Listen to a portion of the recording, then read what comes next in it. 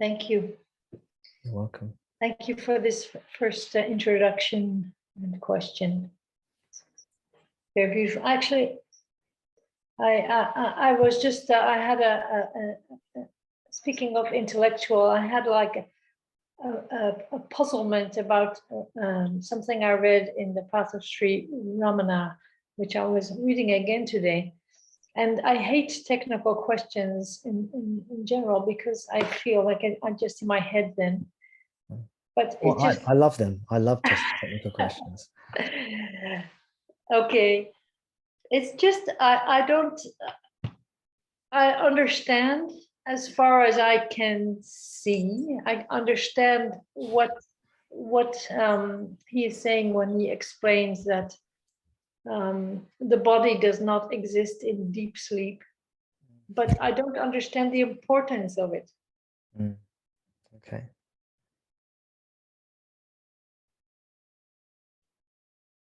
What do you think about it then? I have a very intuitive approach. Like if I feel that things make sense, then I just take it. Okay, fine. And then I usually don't ask questions so much. Okay, how about this then?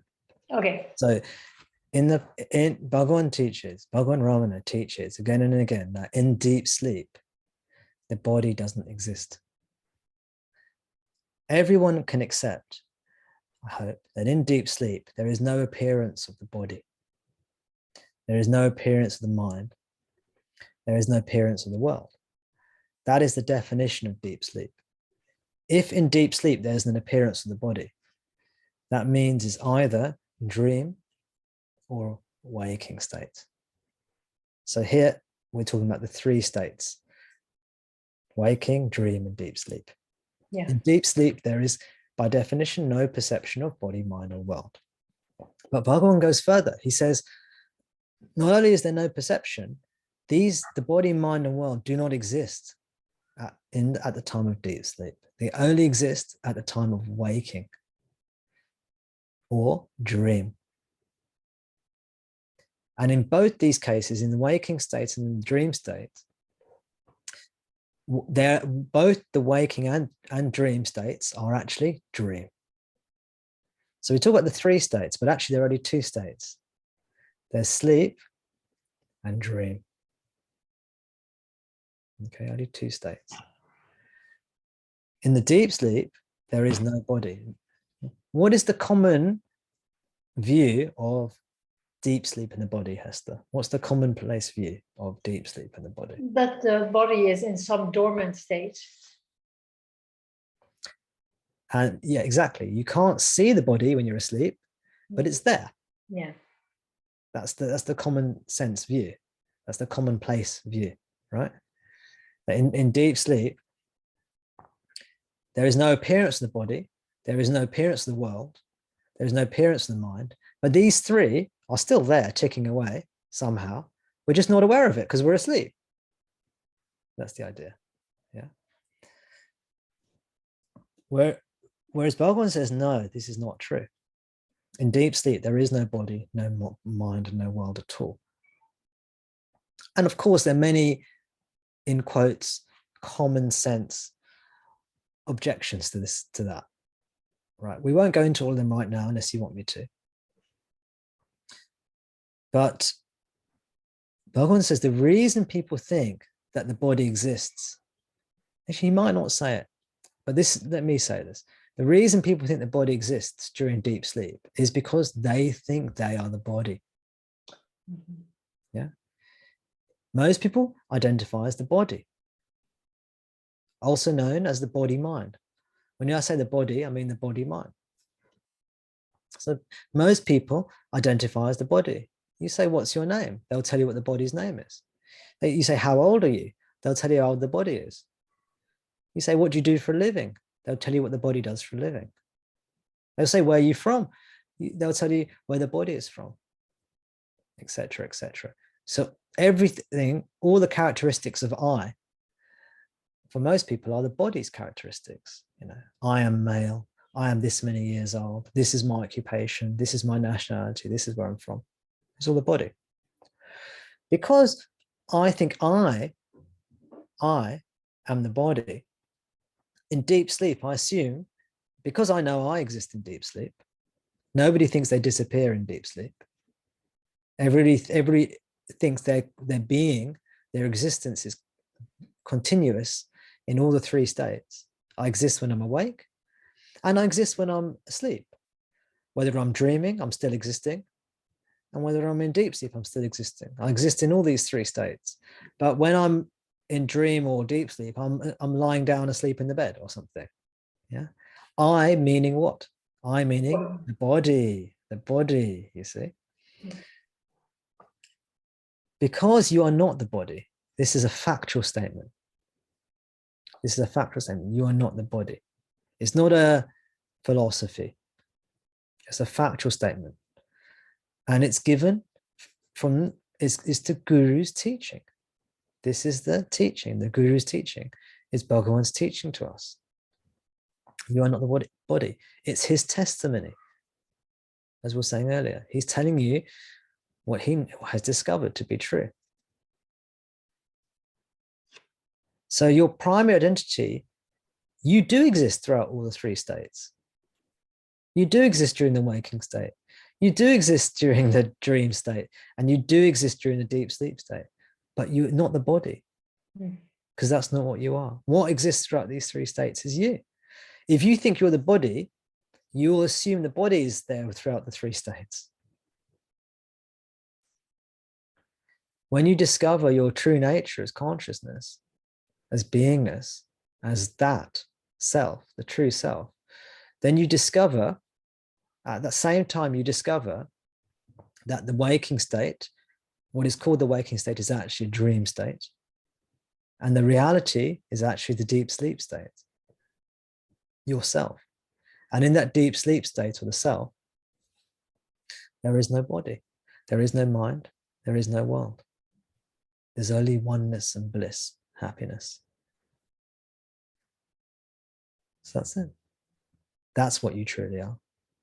Consciousness, devoid, meaning without the body, mind, and world, and without even the appearance of the body, mind, and world. Makes sense? Yeah, I guess my feeling of not understanding is just because I haven't realized it. Your feeling, say that again, please. My feeling of why is it so important is just because I have not realized that even in deep sleep, the body does not exist. And that also in waking and dream states, the body actually does not exist. Exactly. I did have the experience, though, I don't know if that's related, that I really see my mind going into these loops. Like my daughter is doing some really hard work in Canada, and she also has low iron and the vitamin B12 in her blood. And at night, I'm just thinking, I'm just in this loop. I got to call her. I got to tell her to get a blood test done. And I would be, and then I just realized this is like a loop. It just keeps going back. It's just really, when I was awake the next day, I didn't even call her or say anything, or it was not necessary. But I was so aware of these loops, and then that loop went away because I did the self-inquiry. You know, who is this thought occurring? And it was, of course, to the character Hester. And then another loop came, and I said, this mind is so tricky. You know, it just keeps presenting me with new loops to engage in. Yeah. Yeah. Yeah. It must be, I mean, you're a mother as well. So, yeah. You know, on the body level. So I don't know what it's like to be a mother. And I think it can be very difficult. And you know, it's natural to worry about your children. Mm. And it's good to mention these things to your kids, I think. But if just because it's going on a loop in your own head doesn't mean you need to mention it out loud, like, isn't it? Yeah. You know, maybe you can say it once or twice if you need to, if they haven't heard it before. It gets really annoying to her. Yeah. I mean, you could the one on a practical level with, on terms of the, you know, the actual relationship aspect of it.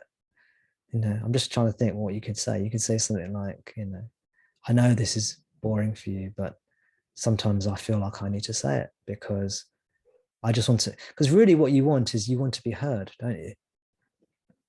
Well, what I really want is I want her to do it. You want her to do it. To do the blood work. Okay. Yeah. Then I'd suggest you see if you can change your attitude to, I want her to make her decision because she's an adult, I'm assuming. Yes, she's 27. She's 27. She's in a different country to you. So that's why I assume she's an adult. Because I know where you are. No, you're not in Canada. And so she's an adult. So may I suggest you can see if you can change your attitude to, I want her to be informed of my view. And properly, fully informed of my view, not just partially informed. I want her to be properly and fully informed of my view on these things.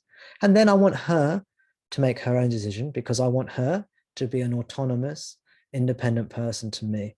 She's an adult and I want her to learn to be an adult. I want her to benefit from my advice, but I also want her to to grow and continue to grow and take responsibility for her actions. So what I want really for her is I want her to hear what I'm saying and hear my wish, but then I want her to know that she is free to listen to me or not listen to me, to obey what I want or not obey, because I respect her autonomy. And even if she's going to make a bad decision, and that's very difficult for a parent, must be. I can't imagine what that's like because I've got children, but they're young. Yeah. They're young. So I haven't come across those hurdles personally. So it's easy for me to say this, but I haven't got any first-hand experience on that level. So, you know, feel free to ignore me, please. Yeah, you know what I ended up doing is she said, please stop saying these things to him because I really, you know, I'm not going to tell you things anymore if you, if you react that way. And I said, okay, I wouldn't react that way if I was sure that you were taking care of it. Yeah.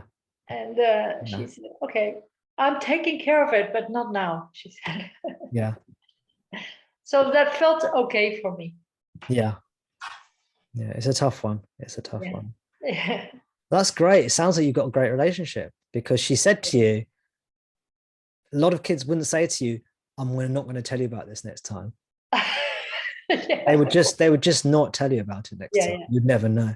The fact that she says to you, listen, Mum, I'm not going to tell you about it next time. That shows actually that you guys have got a great relationship because you know, I think a lot of people just would say, okay, I'm not going to talk to my mum about that again. I was the same. You know, I was the same. So yeah, exactly. So you know what it's like. Yeah. Yeah. But may I suggest that what you should get? I don't know. You know what shoulds are like. Shoulds are never great. But may I suggest that what you in quote should see if you can adopt the attitude of. And again, please ignore me if you did, you know, because you've got more experience with this than I have. Is to be heard, to have your viewpoint fully heard. Yeah. To say, look, I just want to check that you. I just want to know that you understand where I'm coming from and my concerns. And one thing you can do is say, can you just tell me what you think my concerns are, my point of view is. I often do that with, you know, people who I'm having interactions with where I need, you know, when I need to do this. I say, can I just check what's your understanding of what I want, or what's your understanding of what I'm saying? And sometimes they say it back to me so perfectly. I'm like, oh my gosh, you're actually listening to me. And then what can you do? They understand where you're coming from, and then they have to make their own decision. Yeah. That's not, I can't imagine that's easy, especially when it's somebody, you know, you love and care for, as you obviously do.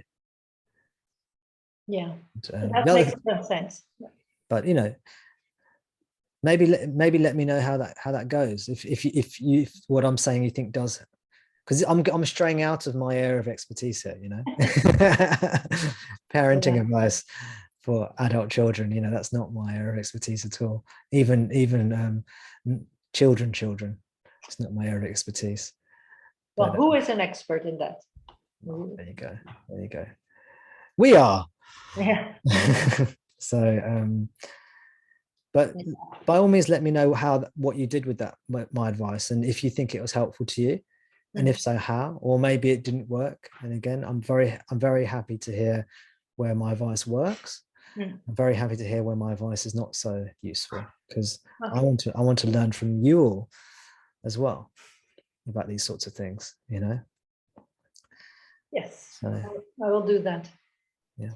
And also, I just to get back on the first question that George brought in, I recognize very much what you say about how you are dealing with love or devotion, and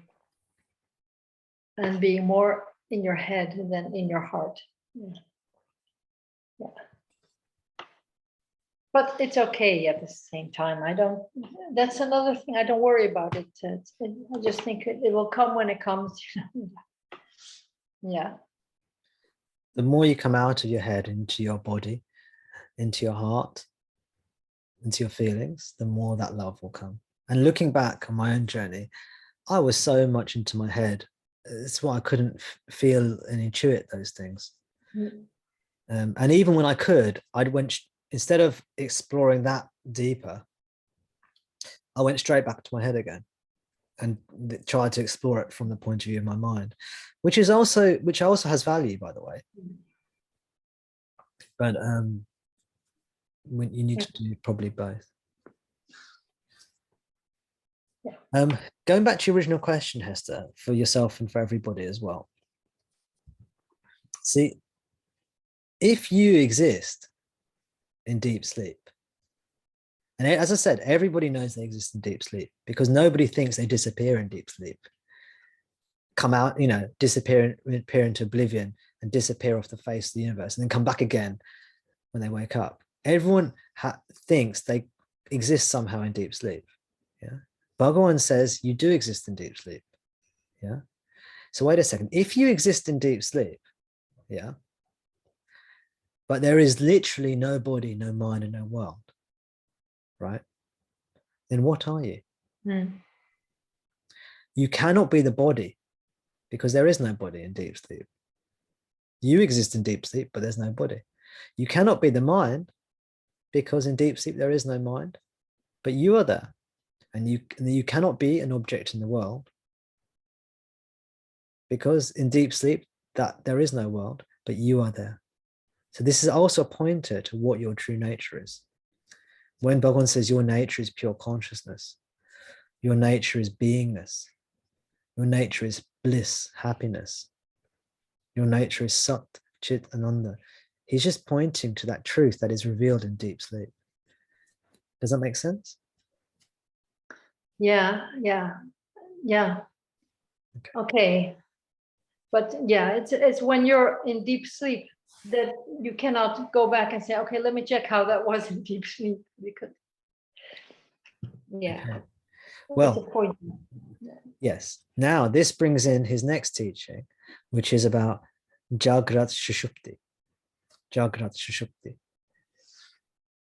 Do you know what Jagrat Sushupti is, Hester?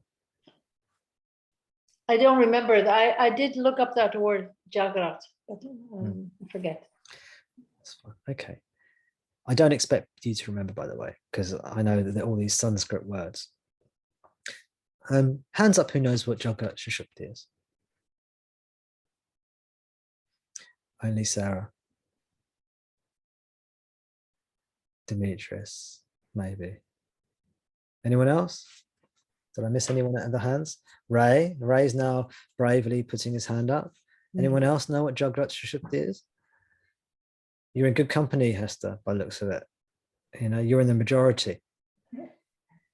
Yeah. Does anyone want to explain what? Does anyone? Demetrius. I'm just putting myself out there to keep myself vulnerable, so I can't lie to myself and say, oh, so you did know it. So is it something about the teaching of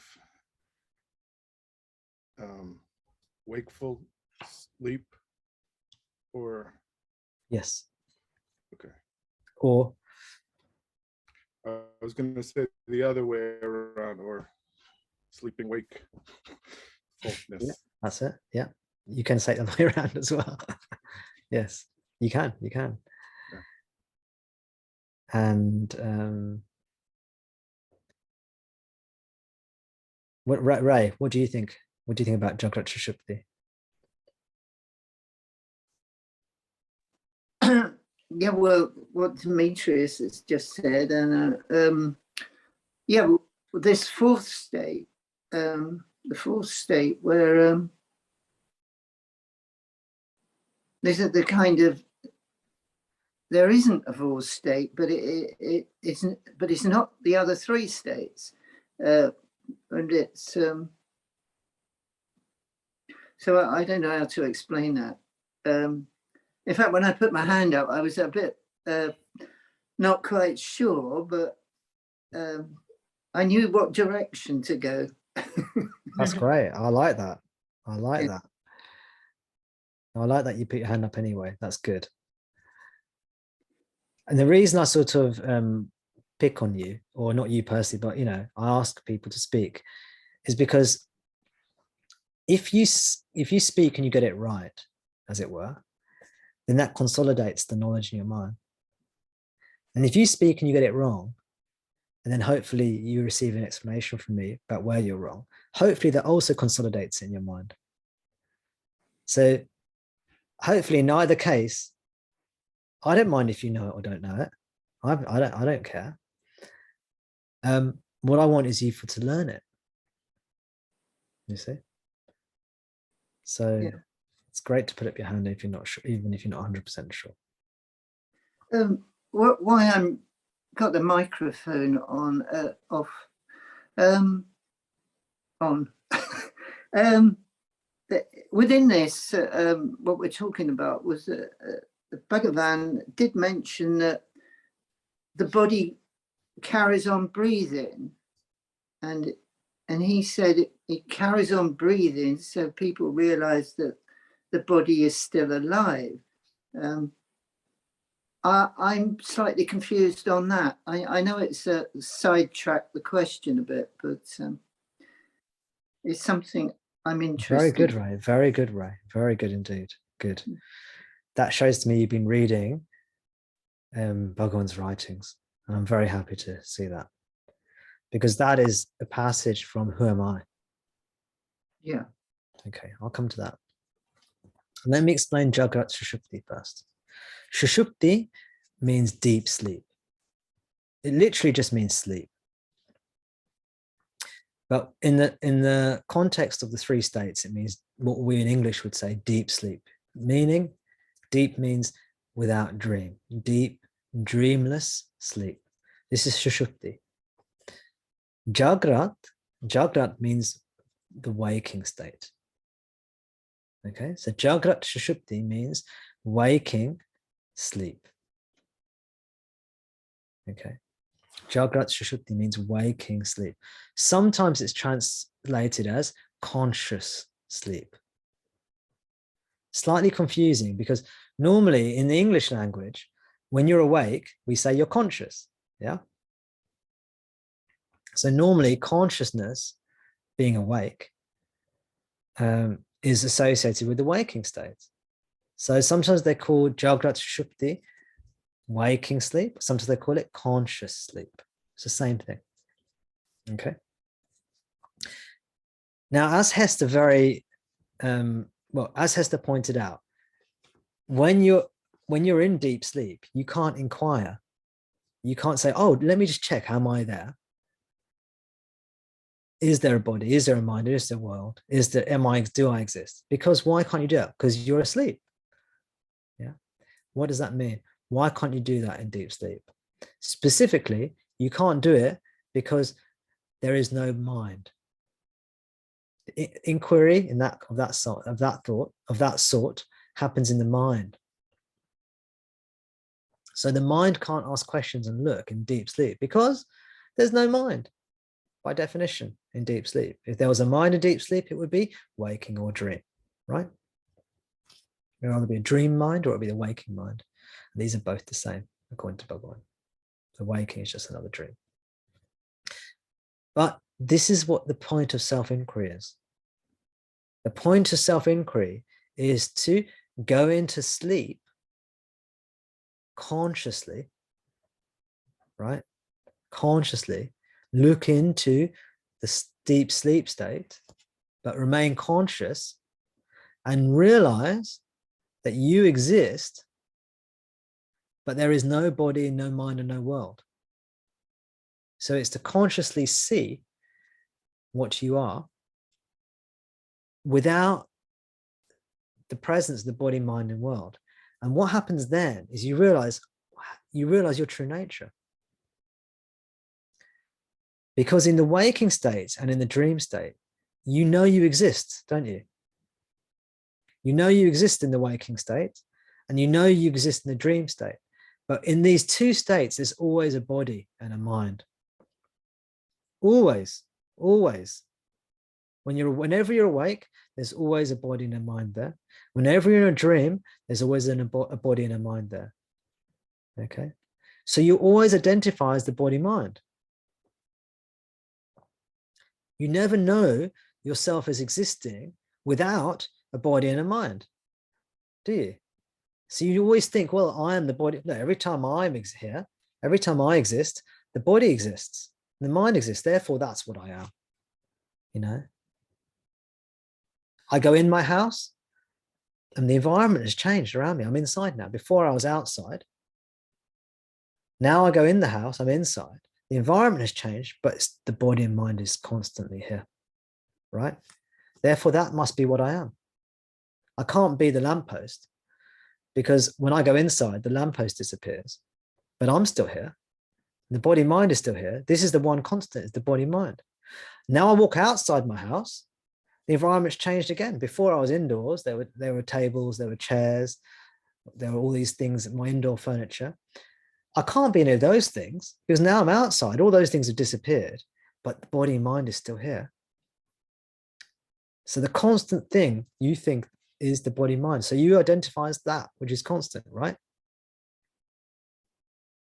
Does that make sense to everybody? In deep sleep, the body mind world disappear, but because the mind is gone, there's no what we would call consciousness, meaning the mind is gone. And we identify as the mind. So when the mind goes, we think we're unconscious. Actually, we're not unconscious in deep sleep. We just think that because we're identified with the mind. But self-inquiry, the purpose of self-inquiry is to go into Jagrat Sushupti, waking sleep. Is to not fall asleep, to keep your awareness. And remove the body-mind world. How do you do that? You turn, there's only one way. You have to turn towards that which is not an object, which is the subject, which is the self. It's the only way you can do it. The only other thing you can do is attend to objects. And if you attend to objects, there'll always be an object there. The only way you can remove, there'll always be the object you're attending to that remains. If you attend to the breath, you'll be focusing on the breath. The breath will always be there. If you're focusing on something else, that will stay there. But if you focus on the subject self, eventually everything else disappears. Body, mind, and world disappear, which is what it says in Who Am I, if you remember. It says when you go into the heart, the body, mind, and world disappear. And the I or I am rises up. See how you go when you go into the self, turn towards the self, the body and mind world disappear. If you do not fall asleep, which is tamas, that dull state. Tamasic energy means that dullness, like this inertia. If you fall asleep, which is tamas, if you don't fall asleep, you stay awake, but you remove the body mind world. You are conscious of being there, but there is no body, mind, and world. That is realization, because you realize in that moment, it's not a moment, it's eternity. But you realize, and it's not realization really, because the mind's not there. This is why you can't put it into words. All our experiences are really to do with our mind. And when we say we realize something, that actually means the mind realizes something. But when you do self-inquiry, you go into yourself, the body, mind, world disappear.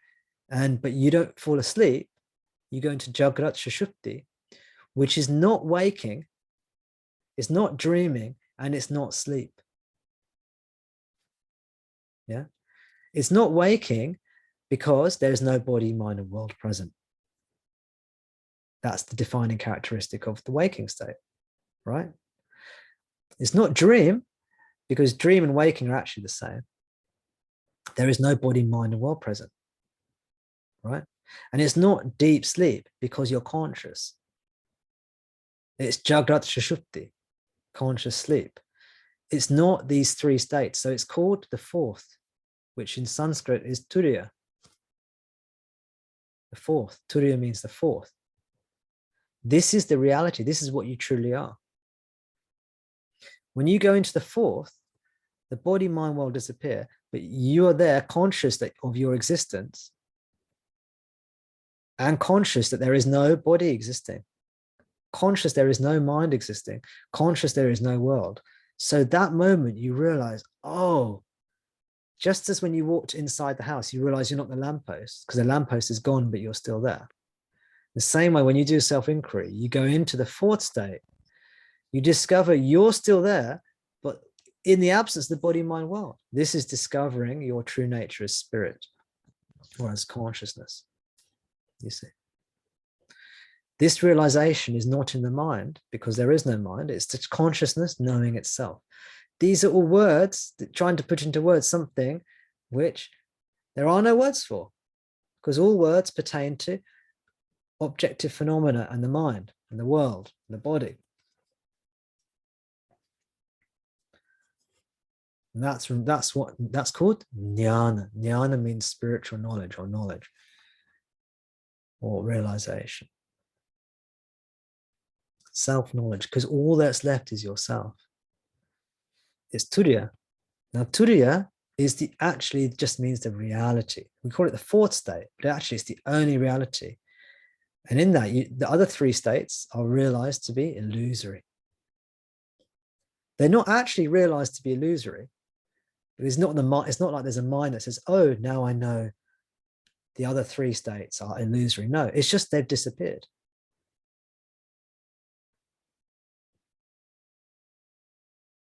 And all you're left with is infinite bliss, peace, love, happiness. And there's no time, there's no space, there's no body, there's no mind, there's no world, there's no knowledge, there's no experience, there's just what you are.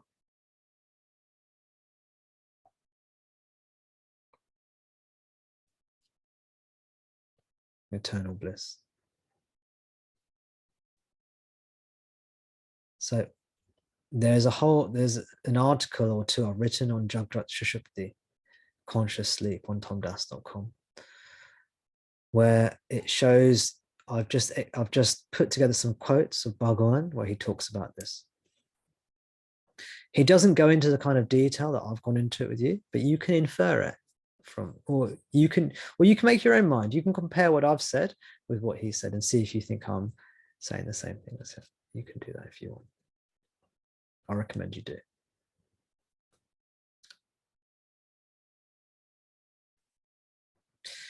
So Ray had a question about the breath and the body, which I'll talk about in a moment if he wants me to still. But what I've said to you, I think, is a very rare teaching. I've not, in fact, the way I've described it to you now, I don't think I've seen that anywhere else. I don't think it's in any of the books. Is it? I don't think it's in any of the books that I recommend, even in my reading list. I don't think they explain it in that detail. Now, the only reason I've explained it in this detail now is because you've asked me in this kind of way, so it's come out. I think this might be the first time I've explained it like this. So the problem with me is that I don't have teachings. So unless you drag them out of me, I won't say them. It's not like I haven't known this. It's not like I've only just discovered what I've said now. I've known this the whole time, but I'm only saying it now because you've created the conditions for that teaching to manifest at this time. Do you understand? So anybody have any questions or feedback on what I've just said?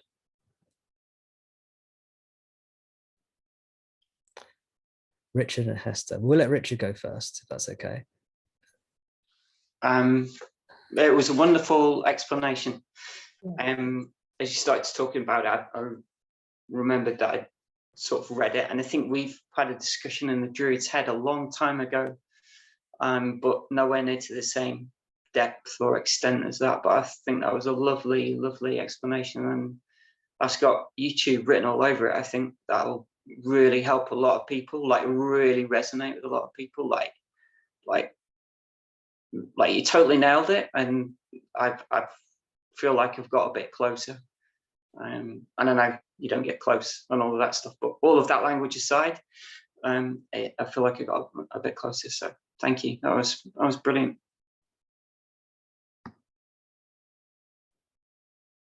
Thanks, Rich. And I'm glad it's helpful. I just, you know, I need to try and remember what I said now.